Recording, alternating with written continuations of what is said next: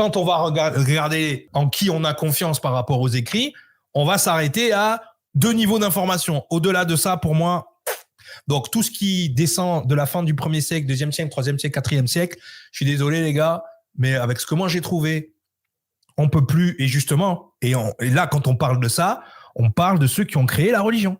Et faites attention aussi au fameux concile de Nicée. Bah oui, mais bon, quand même, Vatican II, je veux dire, maintenant, c'est que de la rétention d'informations, les gens ont raison quelque part. J'ai été au Vatican une fois, Cyril, c'est un business phénoménal. Je viens de dire que après la fin du 1er siècle, début du 2e siècle, ça y est, j'ai plus confiance, moi. Ça y est, tout ce qui nous ont sorti derrière, Vatican I, Vatican II, Concile de Nicée, en fait, ce n'est pas ce qu'on croit que c'est. On en a parlé un petit peu, oui. Concile de Nicée, on nous a fait croire que c'est là que on a décidé des 4 évangiles, que c'est là qu'on a décidé de la divinité de Jésus, que c'est là. Non. Le Concile de Nicée, justement, a été mis en place à l'époque pour lutter contre un courant de pensée qui s'appelait l'arianisme. Et l'arianisme, c'était quoi? L'arianisme, c'était on remet en question la résurrection, on remet en question le côté divin de Jésus, on en fait juste un prophète ou un prédicateur lambda. Et Constantin, il a dit hop, non, il faut entériner ça tout de suite là, parce que là, on vient de se passer un siècle d'évangélisation hardcore, où tu as des gens du monde entier qui sont là en train d'essayer de choper des informations, et que du coup, tu as un groupe de personnes qui, eux, ont vu le truc, ils l'ont vécu. Et eux, il faut garder leur mémoire présente, il faut garder ce qu'ils ont vu. Et d'ailleurs, la science, justement la science que je vais vous montrer là, va quand même nous indiquer qu'il s'est passé un truc là. Anthropologiquement, comme on l'a dit dans les dernières émissions, c'est pas possible qu'un événement fictif ait fait qu'il y a des gens qui ont, jusqu'à la mort, tenu leur... Normalement, quand tu mens et qu'on est en train de te torturer, tu avoues que tu as menti. Eux, jamais ils ont baissé les yeux. Donc, à un moment donné, tu peux pas avoir ce niveau-là de certitude jusqu'à mourir, et c'est un mensonge. Constantin, à cette époque-là, c'est ça qu'il a décidé, de lutter contre l'arianisme. Écoute bien le nom, petit abricot. Qui est l'arianisme, qui est le début du gnosticisme. C'est le tout début. On entend arien dans arianisme. Donc, tu comprends pourquoi Hitler s'en est pris au peuple hébreu. Non ? Comme je vous l'ai dit, le livre de bord de Epstein, du fameux Lolita Express, eh bien, il est là. Il est officiel, ok ? Il est officiel, c'est le livre de bord de Epstein.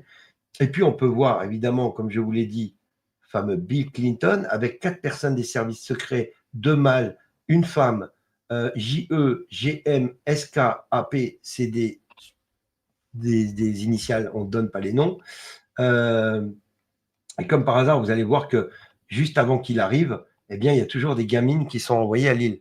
Tu vois ce que je veux dire, hein? Et on peut voir, j'ai surligné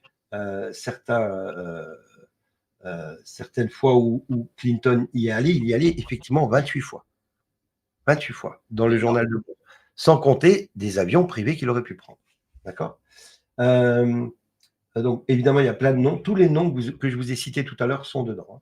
Okay. Donc, toujours Clinton avec des services secrets. Hein. Il se rendait là-bas avec services secrets. Naomi Campbell, tu vois, en même temps que Clinton. Donc, ils ont des liens importants, ces gens-là. Parce que tu ne vas pas sur l'île comme ça juste pour le fun. Hein. Je voulais te montrer un truc parce que on parlait des Français. Jean-Luc Brunel avec Virginia Roberts, une justement de celles qui a porté plainte contre Epstein dans le même avion. D'accord ? C'est important. Ici, vous avez Cindy Lopez, Lara Ames, c'est plein de gens qui vont sur cette île, et on a les victimes aussi qui sont dans le vol. Évidemment, on revoit le président Clinton, Virginia Roberts, toujours celle qui a porté plainte contre Clinton et contre Epstein. Kevin Spacey, l'acteur, on voit ici, vous avez les dates, 21 septembre, vous avez les dates, les vols. C'est obligatoire d'avoir un livre de vol. Donc, on peut retrouver, ça, je peux vous les mettre à disposition à l'occasion, il n'y a pas de problème. Il faut juste que je les extrais de mon ordinateur parce que c'est un gros dossier. On retrouve ici le président André Pastrana, un président de la République aussi, de je sais pas de quel. On revoit Jean-Luc Brunel à plusieurs reprises. Jean-Luc Brunel encore ici, Jean-Luc Brunel encore ici, avec Naomi Campbell. Tu vois, tout ça, c'est des preuves factuelles. Mais à aucun moment dans ce document-là, qui est les vols d'ailleurs vers l'île d'Epstein, vous n'avez pas Trump. OK? Ça, c'est important, c'est factuel. C'est factuel. Donc vous avez évidemment une liste longue comme le bras, tu vois, regarde si je défile, une liste longue comme le bras sur tous les vols. Ça fait beaucoup de monde, ça fait énormément de monde même. C'est pour ça que les démocrates ne veulent pas que ça passe. Parce qu'ils sont dedans, les gars. Ils se protègent entre eux. C'est ça le système du Mossad. Alors, pourquoi ils sont dedans? Mais là, moi, je vais te dire une chose. Si tout éclate, là, c'est Hollywood. Et c'est fini Hollywood. C'est fini Hollywood, mon frère. Et ce qui est assez terrible dans l'histoire, c'est qu'aujourd'hui, si on fait la situation au quasiment 1er août 2025, presque, on est dans une situation où en France, on a plus de morts que de naissances par jour. Donc, c'est la première fois depuis 1919 quand même que ça arrive. 1919, pour vous donner une idée, on venait de sortir de la Première Guerre mondiale et on allait arriver aux années folles. Et puis ensuite, on a 3 thématiques, 3 pans de notre civilisation et de notre société qui prônent la mort d'une manière ou d'une autre. La première, c'est la constitutionnalisation de l'IVG. Première chose. Sachant que, d'après ce que j'ai compris, Simone Veil à l'origine, quand elle a fait la loi de 74 sur l'IVG, c'était à titre exceptionnel. C'était pas pour que ça serve de manière banalisée et normalisée. Aujourd'hui, par an, on a au bas mot 220 000 IVG. C'est à peu près la population de Bordeaux chaque année qui disparaît, qui n'a même pas le temps de voir le jour. Et ça va jusqu'à 9 mois. Je rappelle que ça a été voté pour ça, même par des féministes. Donc il faut bien comprendre aussi que le féminisme, il y a à boire et à manger. Deuxième chose, on a l'euthanasie. Alors, le suicide assisté. Voilà. Parce qu'on peut assister quelqu'un qui va se suicider. Voilà. C'est la nouvelle mode. On peut l'aider à mourir. Voilà. Et puis aujourd'hui, on s'aperçoit que l'euthanasie, c'est devenu presque une propagande, puisque si à 13 ans, tu es harcelé à l'école, que tu as des envies suicidaires, on peut t'aider en 48 heures à passer l'arme à gauche. Et si tes parents interviennent et font un délit d'entrave, ils risquent 2 ans d'emprisonnement et 15 000 euros d'amende. Parce qu'au départ, c'était 1 an d'emprisonnement et moins d'amende, mais ça a été doublé. Voilà. Donc ça, c'est grâce à nos politiques qui ont validé ça quasiment à l'unanimité quand même. Voilà. Donc on paye des gens quand même plus de 10 000 euros par mois pour qu'ils se la coulent douce pendant 4 mois en vacances et pour qu'ils votent des trucs comme ça. Parmi nos politiques, tous les suicides, toutes les chutes de 12e étage. Mais c'est une vraie problématique. Sans empreinte sur les armes. Bien sûr. Et puis ensuite, la troisième et dernière chose, c'est le wokisme. Alors, petite digression très rapide, parce que souvent on me dit ça veut dire quoi le wokisme? Parce que quand on parle pas anglais, ça aide pas. En fait, c'est un empoisonnement du langage. C'est-à-dire qu'en anglais, pour ceux qui ont fait des verbes irréguliers à l'école, wake, woke, woken, to wake, c'est se réveiller. Théoriquement, c'est censé être positif. On se réveille, on s'éveille. Donc, on prend conscience des choses. Le problème, c'est que là, ça a été détourné pour en faire une propagande de tolérance et de bienveillance. C'est-à-dire qu'on a, pour lutter contre l'homophobie, la transphobie, tout ce qui est avec phobie à la fin, eh bien, on dit, voilà, je suis woke, donc je suis ouvert à toutes les déviances possibles.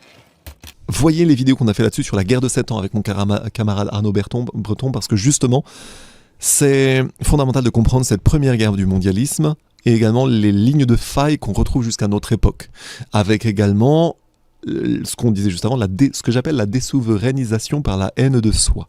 J'ai emprunté quelque part l'idée à, je sais pas où, mais j'ai pas eu... On peut trouver une façon peut-être plus optimisée de le dire. En tout cas, l'apprentissage de la haine de soi, le dressage à la haine de soi, le dressage à l'autoflagellation. Ouais. Non, en fait non. Si on étudie vraiment l'histoire de France, ok, elle est duale comme toutes les histoires du monde, mais comme l'humain est dual. On n'a pas fini. Si on commence à interroger la dualité dans l'histoire du monde, dans l'humain, on va la trouver partout. C'est pas un problème. Par contre, nous avons produit, en tout cas nos plus grands esprits, nous avons créé un contexte dans lequel de grands esprits ont émergé, aboutissant typiquement à ce qu'un héritier revendiqué putatif puisse vous donner là une vision quand même qui soit plus saine que ce que l'on entend actuellement. Par contre, ce qui est anormal, c'est que nous deux, on soit en train de parler, mais qu'on soit pas à grande écoute devant 1 million de personnes sur TF1 ou sur, tu vois ce que je veux dire? Heureusement, sinon Parce que- on aurait des problèmes. Ou pas, dans un monde un autre parfait, monde, peut-être, on ne non. serait pas forcément C'est vrai. la prostituée de certaines nations étrangères. On va boucler d'ailleurs un tiroir de tout à l'heure. Je voulais boucler une idée qui était intéressante avant de revenir sur notre fil rouge. La grande leçon que Pierre Fontaine disait en tant que spécialiste du pétrole, la vassalisation, la vassalité entraîne la complicité de guerre. C'est ce que nous avons vu depuis 2007. Alors qu'auparavant, et on va revenir sur ton sujet BRICS, auparavant la France était le pays qui a lancé tous les combats des BRICS. C'est en ce sens qu'il y a de l'espoir pour nous Français. Pourquoi ? Parce que nous avons su nous faire aimer du monde entier et nous avons su lancer ce qui est aujourd'hui le combat des BRICS, à savoir la dédollarisation, la neutralisation de l'Ukraine, Le non-alignement. l'apaisement du Moyen-Orient, la concorde des nations et la vraie souveraineté des nations dans une ambiance du vrai droit international, c'est-à-dire le respect et l'avantage réciproque. Et je me demande si je n'oublie pas quelque chose là, mais ça fait déjà quand même 5 bons facteurs, avec en plus le fait que dans notre histoire, nous avons laissé suffisamment de témoignages. C'est complètement dual, hein. Je ne vais pas vous dire que tout était bien, dans le sens où on a aussi beaucoup de Français qui ont dit des conneries, mais nous avons les moyens dans notre histoire de comprendre et d'apaiser le monde entier sur des lignes de faille qui sont souvent bien meilleures que les États-Unis, que la Chine, etc. Et nous pourrions, si nous nous laissions faire, rééduquer le monde entier, réinstruire à C'est partir pour de ça, certaines lignes de faille, c'est bien ça avec le une problème. énorme prétention française, Oui, mais il y a un fond de vrai. et on ne nous laisse pas faire. Parce qu'on a synchronisé. Bah oui, quand on a créé une zone, on aurait Quand- développé la moitié de l'Afrique si on nous avait laissé faire. Et puis rien que si on nous avait laissé faire sur notre territoire, voilà, parce que la Oui. France est présente sur les 5 continents, Ouais, le deuxième plus grand littoral du monde, oui, on sait pratiquement tout faire en termes d'industrie, ouais. on a toutes les compétences, Mhm. et bon, on est obligé de nous mettre à Macron pour bien saccager Une trifecta, l'héritage, Macron, Hollande et, oui, ouais, et Sarko. puis, De toute façon, vous êtes dans le domaine de l'invisible.